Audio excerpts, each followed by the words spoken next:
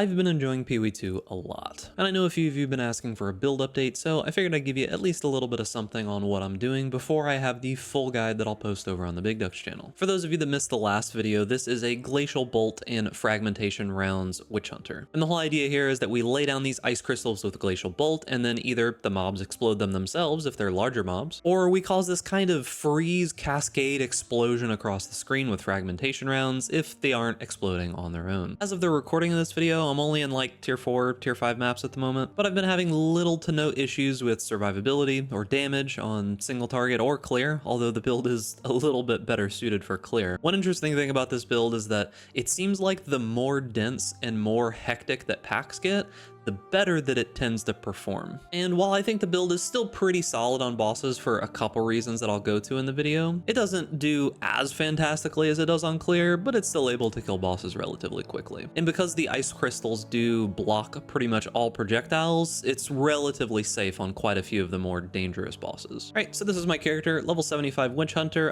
I am in maps. I'm in like tier 4, tier 5 maps. In-game mapping system is definitely undercooked at this point. There's lots of little problems with like the way that the different mechanics interact with the in-game and the zones and stuff like that. There's lots of problems with it, but overall it's been a pretty fun experience. And I think the reason behind that is that the gameplay itself is actually just really fun, and I want to go and I want to like kill enemies and fight stuff just because it's so enjoyable. The bosses are fun, fighting enemies and exploding screens is really fun. But when I like sit down and think about the in-game mapping experience right now, it's kind of frustrating, and the ascendancy and everything having to do with ascendancy is also really frustrating. But let's talk a little bit about the character. So as I said, this is a Glacial Bolt and Fragmentation Rounds Witch Hunter. So the whole idea here is that we are scaling these ice crystals that you can see on the ground here. These little ice crystals are special because when either a monster destroys them by walking over them or hitting them, or whenever we hit them with fragmentation rounds, they explode. And if you look closely, you'll see how large the AoE of all those explosions is. We are scaling as much AoE as possible on our attacks through like nodes here, we got a little bit here, and as well as the gem on this ability here, which is Magnified Effect. We are getting as much AoE on this as possible because it makes these like cascades of explosions that go through enemies. It also helps quite a bit for overlaps, and one of the strongest things in Path of Exile is definitely getting like multi-overlaps of abilities on the same target over and over again. Historically, one of the strongest ways to scale mechanics in the game. But talking a little bit about the skills we've got here, Glacial Bolt is by far our main ability. The main reason for this is the walls. As you can see here with the projectile, like we do fire out a projectile, right? Like it's that little tiny projectile that goes out. It converts 60% of fizz to cold, it knocks enemies back. It's got like pretty low damage. The wall is the main reason to play this ability. So as you might notice, each one of these walls is a different little section, and each different little section here is doing that 122% attack damage. It converts fully to cold, and it's got a pretty decent explosion radius. Now we've scaled a bunch of AoE, so you see the explosion radius here starts at 1.8 meters. When we actually go look at how big that is, it's 2.8 meters for us, so it's pretty large. So this is what we're trying to do. We are trying to scale freeze and AoE on Glacial Bolt. Now, as for the support gems that we're using, we do want to freeze with this. Freeze is very useful to us. It causes us to be able to use fragmentation rounds to explode enemies. It also makes it so that enemies are, unable to do anything to us. Makes it very powerful. Beyond that, we are using Ice Bite. Since we are freezing so often, this does let us gain 35% of damage as cold damage. We have this up almost constantly while clearing, and it does affect our other abilities as well. We are using Magnified Effect because more AoE is better overlaps, better clear, better like cascading explosions through enemies. And then lastly, we're using Primal Armament because we do fully convert to cold. Seems like a pretty good gem to use. Moving on to fragmentation rounds, we really do only really use this to blow up the walls. It does consume freeze and does a lot of damage on its own when it does consume freeze, don't get me wrong, but it really is mainly just a delivery system for the walls. And because of that, we're mainly using support gems that are making it easier to hit frozen enemies and to clear those walls out. So we're using things like Fork.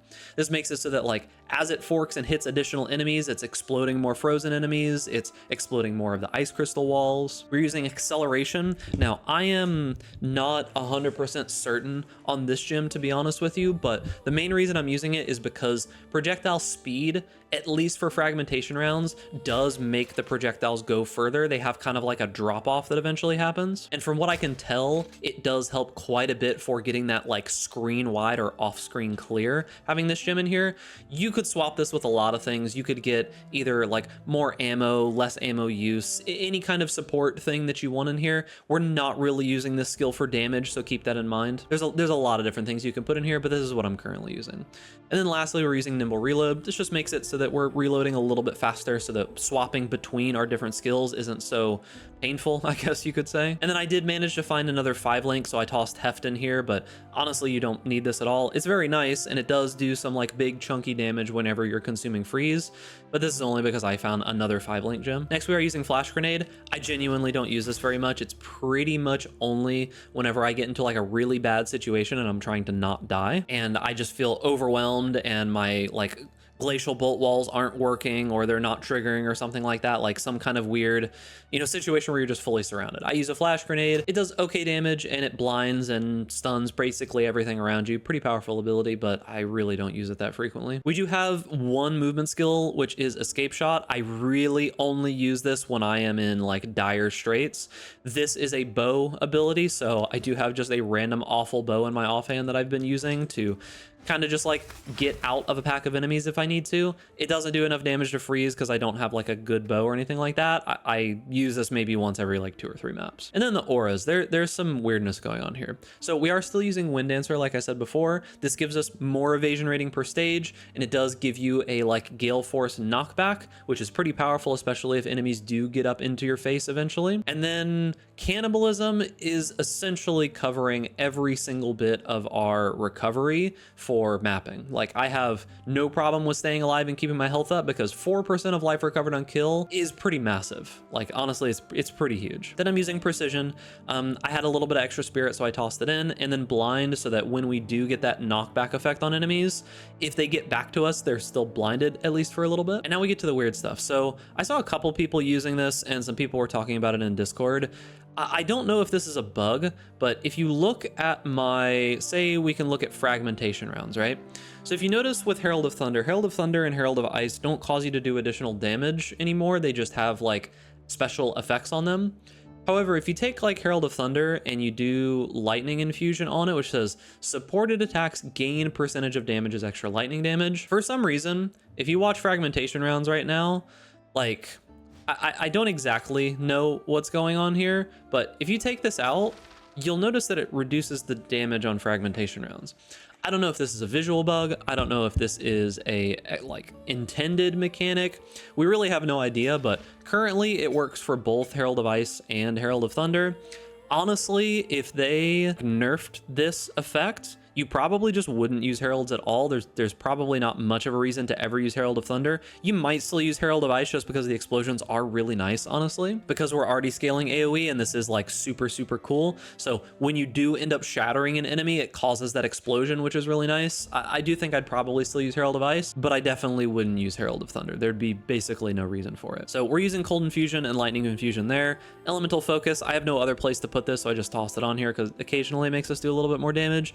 And then I do have Vitality here on Herald of Ice. This could go anywhere. It doesn't really matter where it goes. I just had a little bit of extra spirit. Now, when we're talking about gear, honestly, gearing is really hard in Path of Exile 2. Like, it is absolutely a struggle. I somewhat struggled with getting enough gear to make my character powerful enough, and I am very, very knowledgeable about this game and like being able to learn crafting and figure out crafting. Like, I'm already pretty familiar with how these systems work, even though they are a bit different. My honest advice to you is I will give you the type of items that you should be going for, but realistically just do your best. You do want to have a big fizz crossbow. You want it to have as little reload time as possible, meaning you want really good attack speed, really good reload time, and then just as much fizz damage as possible. Attack speed is obviously good. On all of the rest of your gear, try to get armor evasion bases, try to get life, try to get resistances, and try to get rarity. Rarity is actually really powerful in this game, especially if you're on softcore, which I know basically all of you are.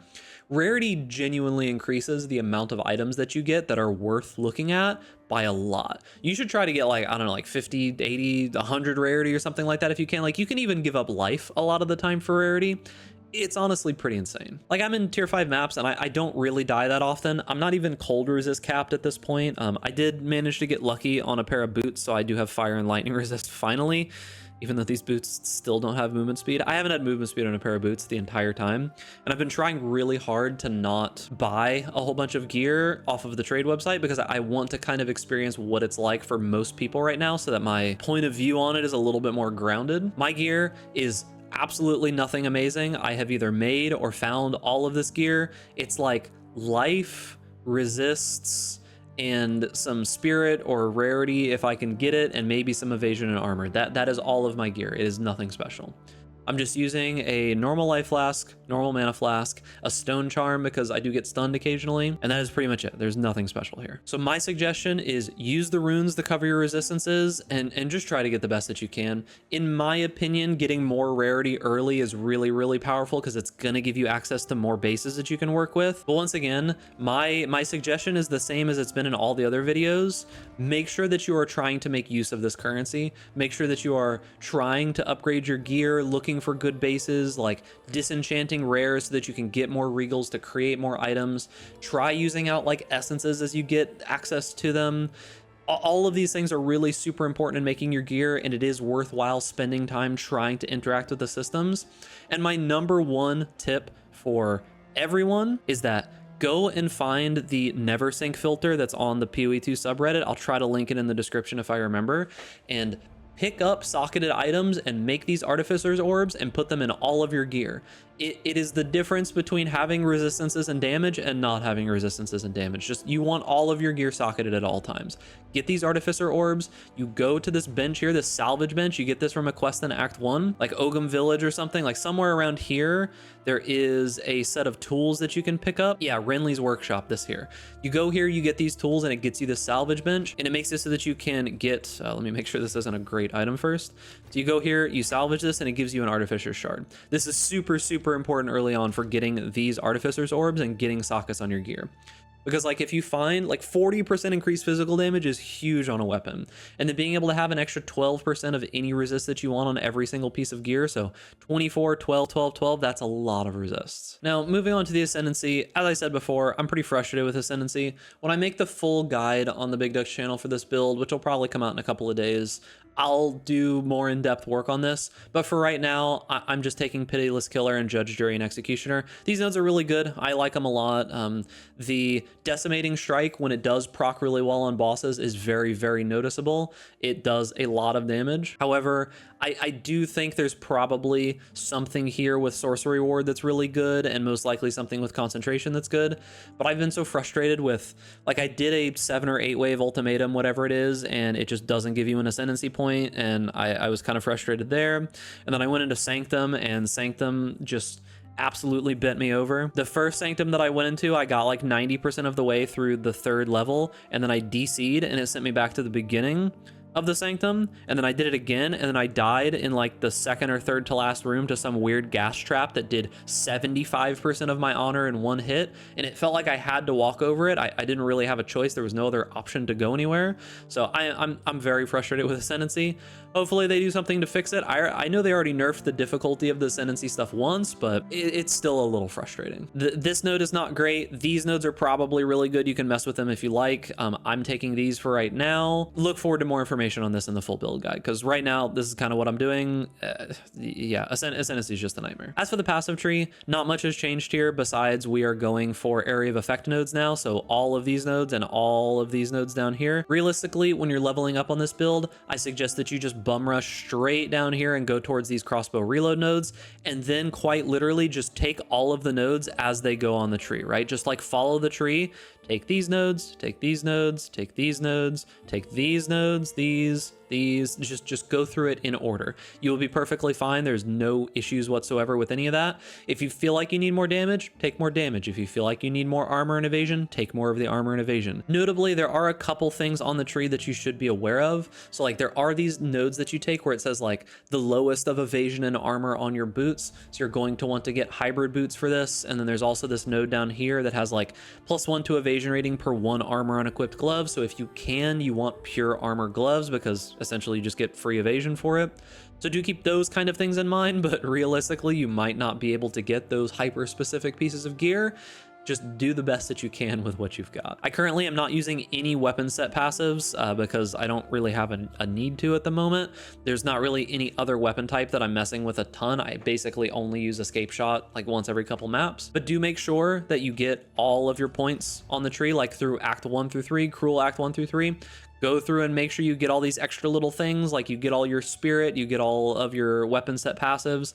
You should have, I think 24 is the amount that you should have here, so this means that you got all of your skill points. But the build's been really fun. I'm enjoying Path of Exile 2 a lot. I'll put out a video here in maybe a day or two on this channel talking about my thoughts about the game overall and how I feel about it. Honestly, I'm pretty leaning towards positive. There's a couple big negatives right now, but it's not stuff that can't be fixed. These are all things that are not like integral part of the games that are broken. It's just we need a little tweak, we need a little balancing here or there. Like maybe, you know, ascendancies shouldn't be so frustrating, and maybe they can make it so ultimatum actually gives you your ascendancy points.